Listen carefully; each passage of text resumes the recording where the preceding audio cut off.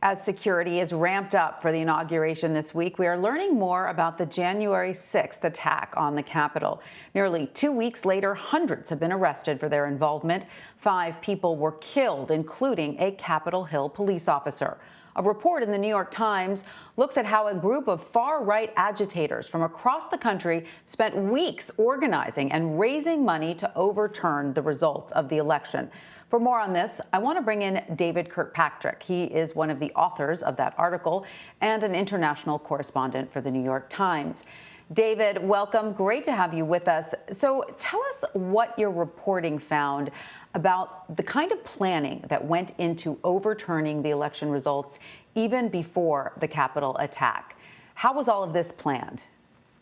Well, we went looking to try to follow the money, to see who was raising money for this, who was spending money for this, who was the brains behind it. And what we found was quite disturbing, and that is that a lot of the planning and the fundraising had been done quite locally by a kind of ad hoc network of pretty low-budget, small-time activists, but a lot of them spanning across some of the sort of far-right militia movements like the Proud Boys, the Oath Keepers, the Three Percenters, through QAnon among evangelical Christians, that a lot of these people were hooking up online and raising money in small amounts to distribute to each other to cover their transportation costs and to encourage each other to get to the event.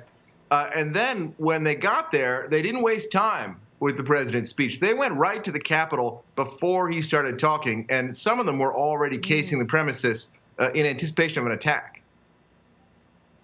So when you say you guys followed the money, which is a great way of going about this, did you find that all of these disparate groups that were giving money, whether it was a little bit or a lot or what have you, were they aware of exactly what they were contributing to?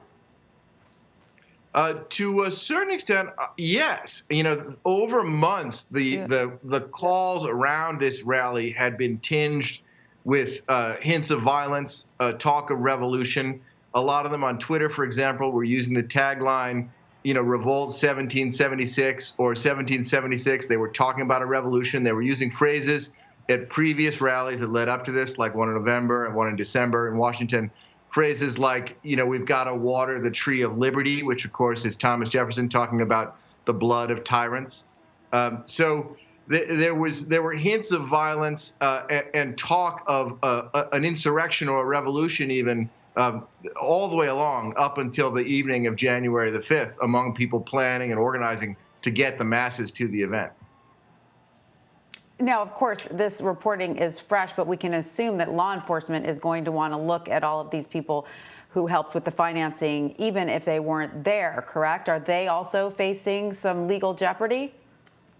Well, what we've seen already is that some of the payment services companies like Stripe and PayPal have taken action against some of the major funding hubs. And by major funding hubs, I mean, you know, a guy who might raise $35,000 from one set of groups to pay for another set of groups' travel, not like millions and millions of dollars. But even those guys are getting taken down. Now, I don't know what the legal ramifications are for that person in particular, but I've listened to some of the podcasts, including the person who was the main character in our story, this guy named Keith Lee, who's an Air Force veteran and a police veteran, you know, in Houston. I've been listening to his podcast since the event, and they certainly suggest some fear that the FBI might soon come calling because, you know, having organized a number of caravans to get others to the event, he was there with his bullhorn leading people into the Capitol and then filmed inside the rotunda during the attack. You know, David, so much of this is just shocking to learn and to understand. When you were reporting this story, what are some of the more shocking things you uncovered? Well, the biggest thing for me was just the grassroots mass nature of the appeal. You know, from a law enforcement perspective, it's much easier to go after a central organization that's stirring up trouble than it is to face the fact that a lot of people all over the country, all on their own, were converging on the Capitol with the intent to make violence. That suggests this is going to be a real battle to try to snuff this movement out and keep it from happening again, especially since many people felt like this was a great victory. And I don't think they're going to be discouraged by the results of what they accomplished, so to speak, on January 6th. Right. So what is your sense now of these, these people that you researched?